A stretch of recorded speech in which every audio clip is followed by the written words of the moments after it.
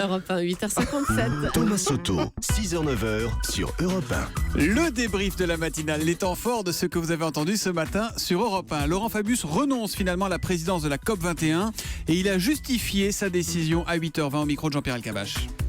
Là, j'ai été pressenti par le président de la République, c'est un grand honneur pour être président du Conseil constitutionnel.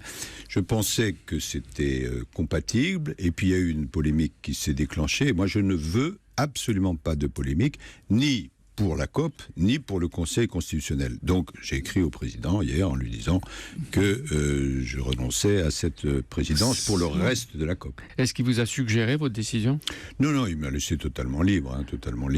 Mais je pense que c'est plus sage, que c'est préférable. Et encore une fois, je ne veux pas de polémique. En démissionnant, Laurent Fabius a enfin trouvé le moyen de refroidir les esprits à défaut d'enrayer le réchauffement climatique, ironise Grégo34 sur Twitter. 3 mois après les attentats, les Eagles of Death Metal remontent ce soir sur la scène de l'Olympia. Ils joueront face aux rescapés, qui seront eux entourés de psychologues pour mieux gérer leurs émotions. Écoutez le témoignage de Cécile.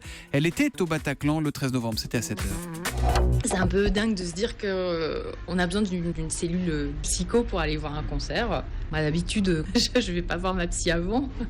Je vais généralement voir mon coiffeur pour qu'il me fasse une bonne crête ou un truc comme ça. Mais pas ma psy. Là, il y a quelque chose qui nous unit.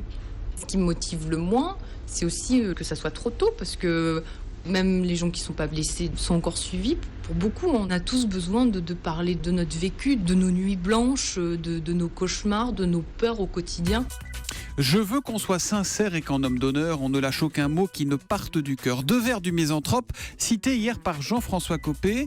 Pour Raphaël Antoven, il n'aurait peut-être pas dû choisir ce modèle, ce misanthrope. La morale de l'info, c'était à 7h25. Le misanthrope, c'est une comédie, Thomas.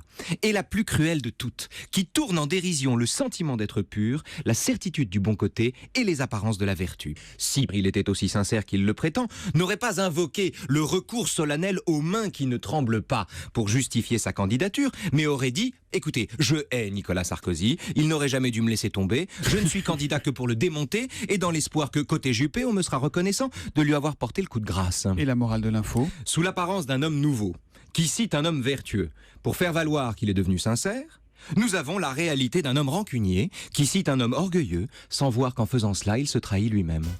La morale de l'info, 7h25 tous les matins sur Europe 1.